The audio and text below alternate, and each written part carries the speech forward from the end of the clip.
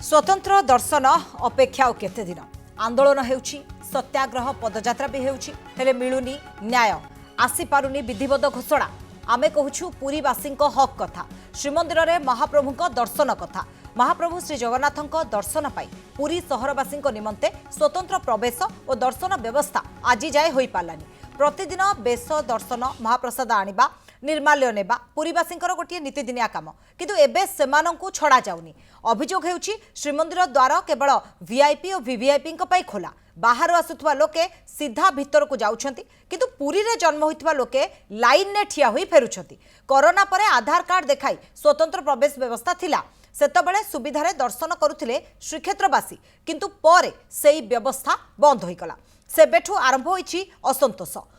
हक हासिल पाई आरंभ होइछि पदयात्रा आज यही 134तम दिन में पहुंची पदयात्रा जदि देखा प्रतिदिन बड़दाण्ड रे स्लोगान दे श्रीमंदिर निकट में शेष होउछि हेले आज पर्यंत विधिवत भाव में घोषणा होई नाही एथिपाई असंतोष जाहिर करिसेंती पुरी सहरवासी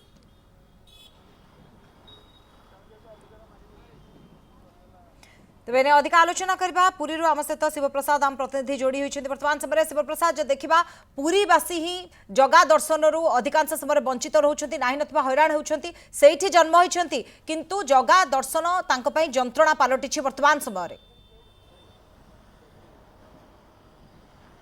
निहाती देखु पुरीवासी ये दीर्घ दिन दाबी गोटे दाबी आम किपरि स्वतंत्र जन्म होती बढ़ी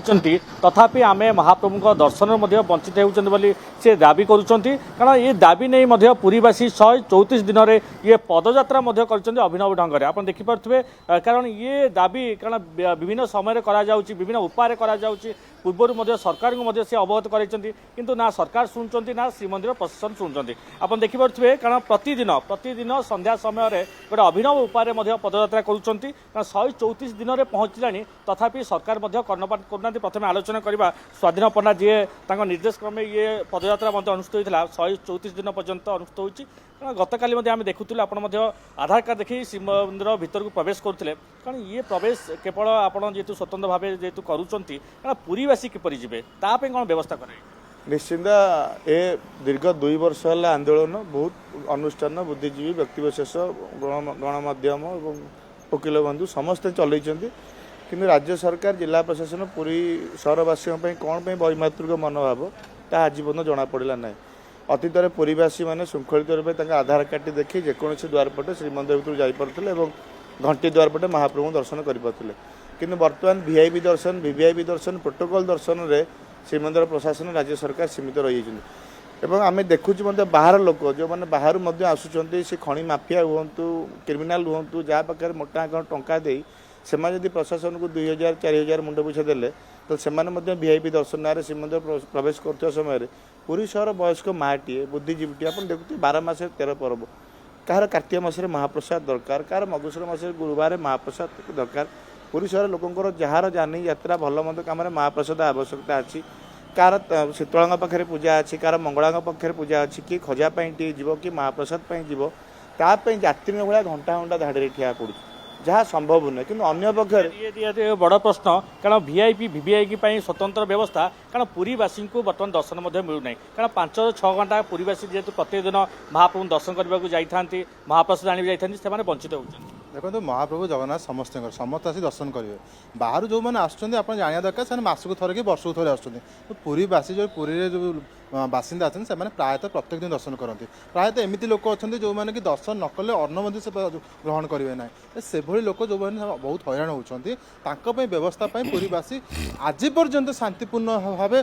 सब प्रकार साहय सहयोग कर जो आंदोलन पुरीवासी करुँच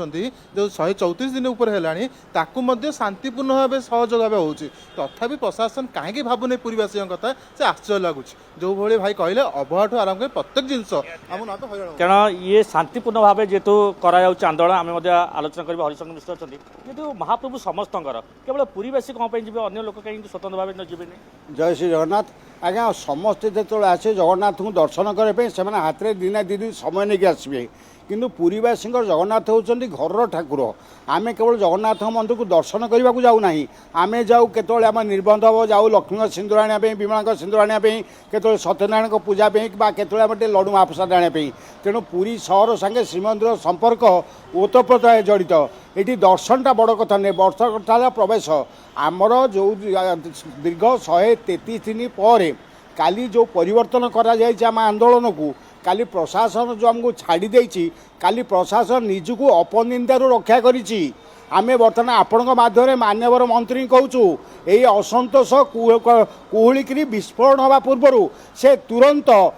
पुरी सहरवासी को स्वतंत्र सुविधा दिंतु आम आशा करूँ अगस्ट 15 तारिख आईन मंत्री ताकू निश्चित भाव घोषणा करेंगे ना जो परिवर्तित परिस्थिति हम से निश्चित भाव आम आलोचना करवा आज्ञा जो रथ बैठक आईन मंत्री कहते रथयात्रा पर आम स्वतंत्र व्यवस्था करूँ बर्तमान सुधा करागला नहीं ओकाक कुआड़े देइछंती ओकाक करि पारुनी एटा गोटे प्राय भ्रमित लोक भ्रमित करुँच कहीं देखिए पुरी सहर लोकंकर होउछन जगन्नाथ मंदिर पुरी गोटे बड़ गाँ तांकर देवता गाँ देवता हूँ जगन्नाथ मंदिर से माने प्रवेश कर पारु नाहांती एक सांविधानिक अधिकार को एक प्रशासनिक निर्देशनामा द्वारा ताकू खर्ब कर सरकार क्षुण्ण कर सरकार एवं विशेषकर मंदिर प्रशासन एटा केमिति ग्रहण कर राज्य सरकार किभली ग्रहणीय होउछि राज्य सरकार पाखरे एटाकू तेणु एटा बड़ प्रश्न होउछि लोकंकर सांविधानिक अधिकार को प्रशासनिक निर्देशनामा द्वारा जो भली खर्ब करा जाउछि लक्ष लक्ष लोकों को प्रत्येक दिन मंदिर प्रवेश करने पाई अनुमति न देकरी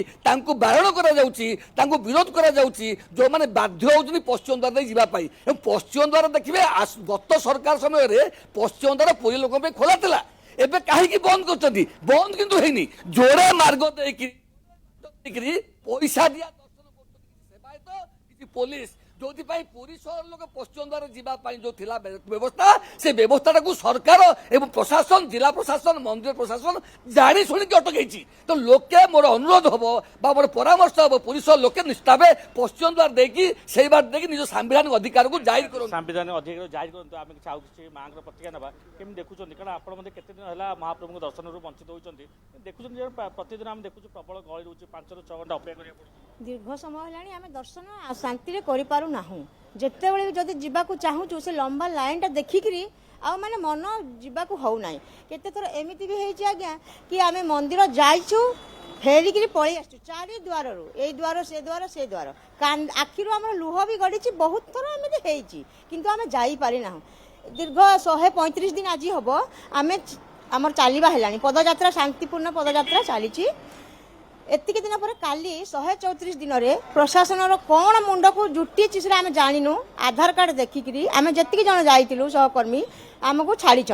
सेटा भी आपण सामिल होती पदयात्रा जेहतु गतकाली आधार कार्ड देखिए आप प्रवेश करते ये तो केवल आपण जाते पुरीवासी ये स्वार्थ जो रही पुरीवासी किपर शांति श्रृंखला दर्शन करेंगे किसी व्यवस्था सरकार तो तापाई किसी भी व्यवस्था करना पुरी मैक्सिमम केते लोक दिन को 5,000 10,000 लोक जाऊँ मंदिर को जदि व्यवस्था नहीं लक्ष लक्ष लोकों VIP 5,000 10,000 छाड़ी पारुच किंतु पुरी बासिंदा मात्र 5,000 10,000 डेली जाऊँच